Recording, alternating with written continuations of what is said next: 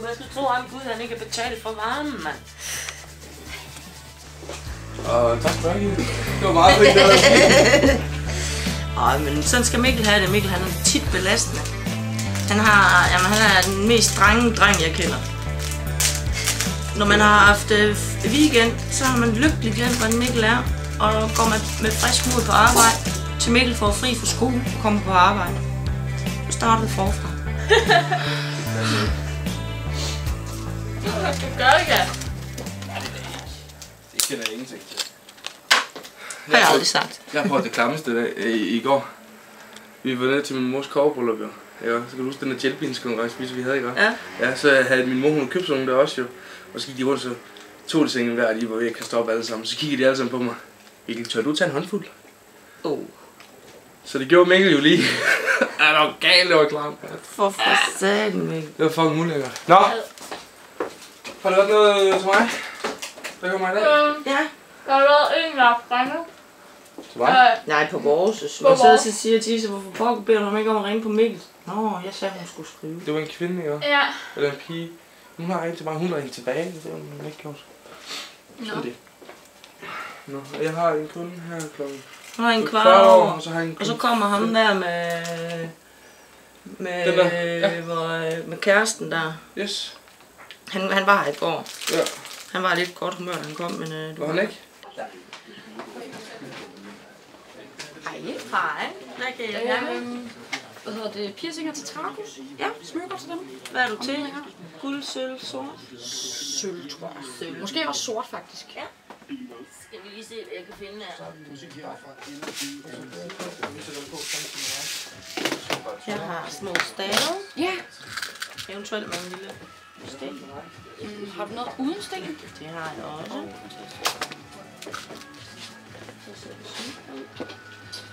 Og jeg har den uden sten i sort.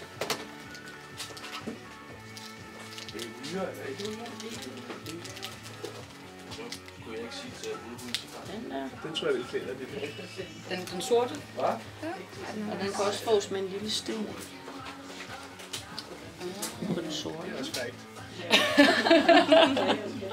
Simpelthen så dirty. Skal jeg bruge sådan en Hvor meget skal jeg for den sorte? 99 for en, eller du kan få 3 for 199. Så det vil sige, at man giver en krone for den sidste. Det er altså et tilbud, der vil. Jamen, det er det. Det kan du næsten ikke sige nej til, tror jeg. Jeg tror egentlig bare, jeg skal nøjes med den sorte. Men ved du hvad, nu har du lige købt den anden, så hvis du nu finder en mere, så får du den sidste for en krone, så tager vi bare den med, du har. Jamen, så skal det være den sølv. Den der, og den der. Ja. Yes. For du den fantastisk. Må jeg også have lov at betale det med mobile pay? Det må du være fantastisk.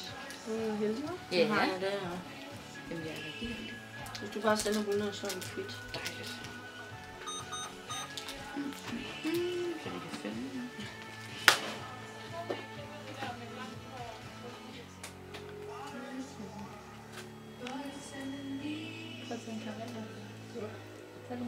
Jeg tager lige en karamel.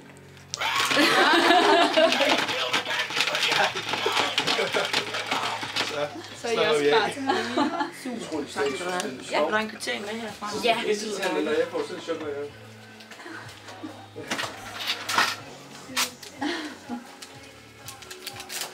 Så var der lidt til dig der. Selv tak. I lige måde, tak. Hej, hej. Hej, hej.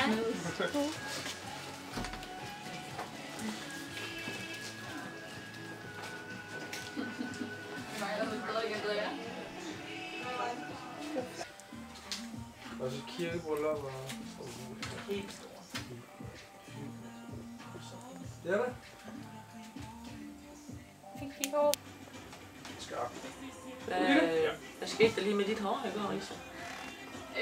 Jeg skulle farve det til sort, og halvdelen blev farvet af Cam, hvor det blev sådan rimelig pænt over den ene side.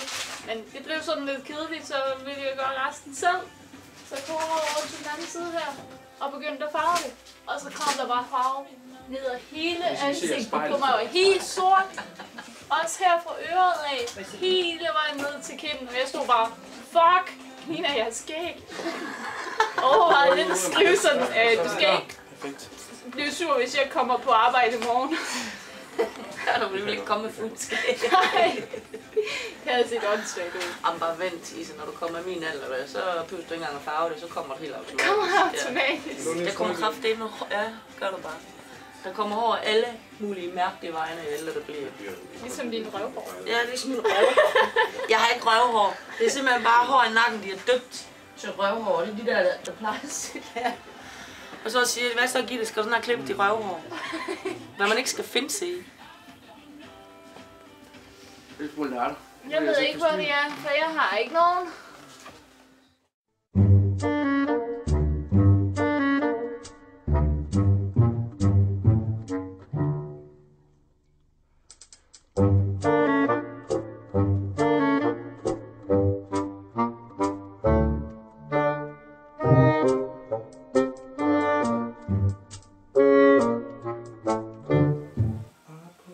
Hvad så, Mikkel?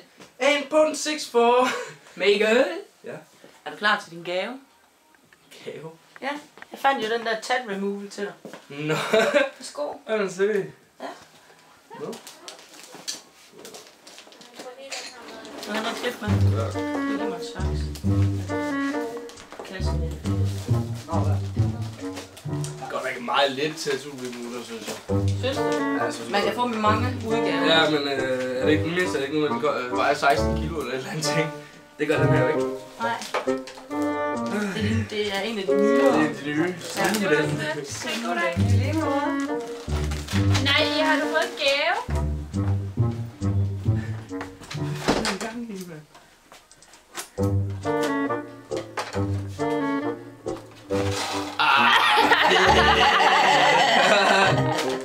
Det er nok. Det er sgu da chat removal, der vil noget. Ja, det er det sidste, nu skal prøve det. Ja, lad os teste. Ej, hvor griner han. Det skal op i hende. Tattoo remover skal så stå Ej, ud ja, vi over. skal lave sådan en skilt til den. Ja. Det er vi nødt til. Ej, ja. Skal jeg nok... Gratis tattoo removal. Af Mugel. Af Af Mugel. Af Mugel. Tattoo remove Mugel. Forresten. Mikkel. Hvorfor er det nu, at du hedder tattoo-vør og ikke tatovør? Hold nu kæft, mand. Er det fordi, det er det samme som ham, der er kalifen, der vil være kalif, eller hvad? Ja, jeg kan lide det. Nej.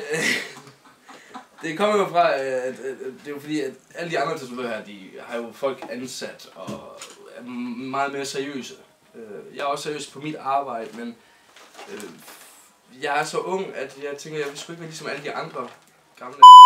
Så jeg hedder Tattoo-vør, og det er fordi, at mit navn det er Walking Tattoo. Så mit navn det er Tattoo-vør. Tattoo! Og det var faktisk fordi, at jeg har en kammerat, der har en datter. Så jeg tatoverede faren, dengang hun var mindre, eller det kunne hun huske. Og så havde hendes far sagt, at jamen prøv at høre, nu har han en tatovørbutik oppe i Vejle. Nå, okay. Så er han tatovør, siger hun så. Og siden der er det bare fungerer, så nu er det tatovør. Ja, super. Så, men det er fordi, jeg er jo ikke ligesom alle andre. Nej. Det gider jeg ikke. Ja, det skal jeg ikke være. Det skal jeg sgu ikke være. Men tak for gaven, det er jeg glad for.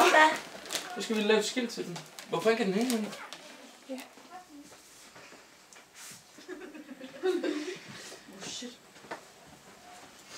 Hej. Hallo, Kan vi hjælpe jer med?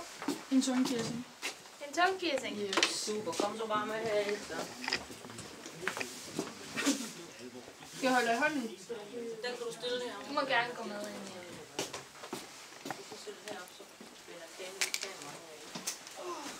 Vil du sætte ved siden af, så kan du sætte her?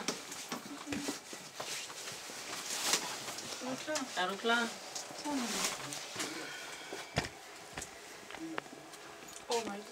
Undskyld. Får du lige den her, den skal lige skylles 10 sekunder frem og tilbage. Og så spiller du bare i koppen igen, ikke?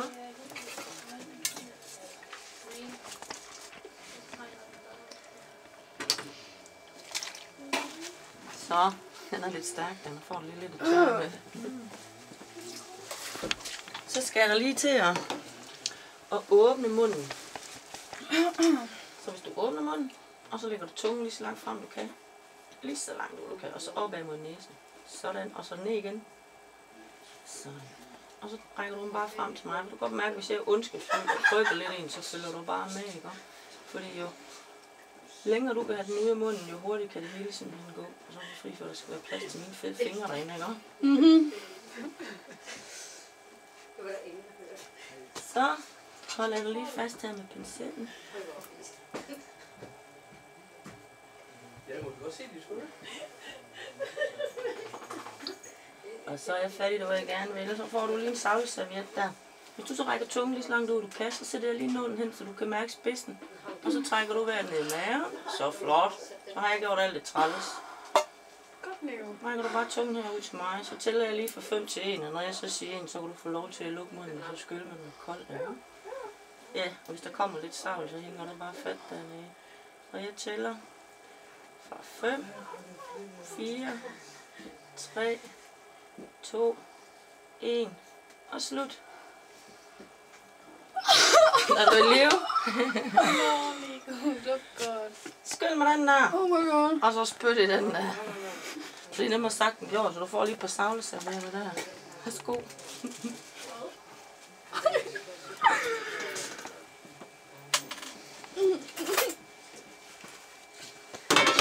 Var det slemt? Nej. Nej, det var ikke så slemt, som jeg regnede med. Nej. Nå, det var godt. Ej, hvor er det mærkeligt. Det skal man lige vende sig til. Når du skyller næste gang, så lige åbne munden, så skal jeg lige se, hvordan det ser ud. Ja, det er fint. Det er godt. Sexy. Det skulle nok blive sjovt på efterskolen. Vi kan panden. Ej, jeg siger bare. Ej, hvor det smager blod. Det smager lidt. Du skal lige skylle et par mundfuld eller glas fyldt mere her, så er det over. Ikke?